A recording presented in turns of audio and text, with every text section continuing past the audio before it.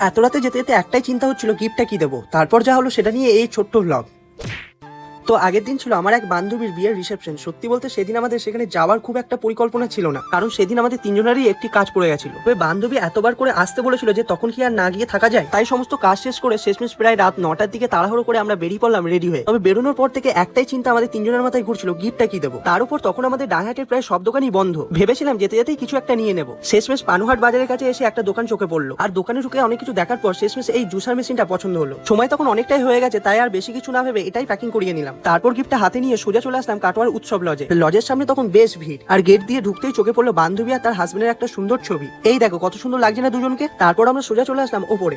এইদিকে বান্ধবী তখন ভীষণ ব্যস্ত। তারপর আমরা সুযোগ বুঝে গিফটটা বান্ধবীর হাতে তুলে দিলাম। তারপর কিছু ছবি তুলেও একটু গল্প করে আমরা চলে আসলাম নিচে, কারণ উপরে তখন ভীষণ গরম। আর নিচে এসে দাঁড়াতেই চোখে পড়লো ফুচকার স্টল। ফুচকার সামনে থাকলে সেটা এড়িয়ে যাওয়া সম্ভব নাকি, তাই দাঁড়িয়ে গেলাম ফুচকা খেতে। আমাদের ফুচকা খাওয়া শেষ হলেই নিয়ে নিলাম পকোড়া, আর কফিটাকে মূলত অ্যাভয়েডই করলাম, যা গরম। এরপর একটু এদিক ওদিক ঘোরাঘুরির পর আমরা বসে পড়লাম খেতে। খাওয়া দাওয়া শেষ করে তারপর আমরা চলে আসলাম বান্ধবীর সাথে দেখা করতে। তারপর সেখানে কিছু গল্প, একটু ইয়ার্কি ও হাসাহাসি করে কয়েকটা গ্রুপ পিক তুলে বান্ধবীকে বাই বলে আমরা বেরিয়ে পড়লাম বাড়ির উদ্দেশ্যে। এই ছিল আজকে ছোট্ট ব্লগ। তো ভিডিওটা কেমন লাগলো অবশ্যই কমেন্ট করে জানিও।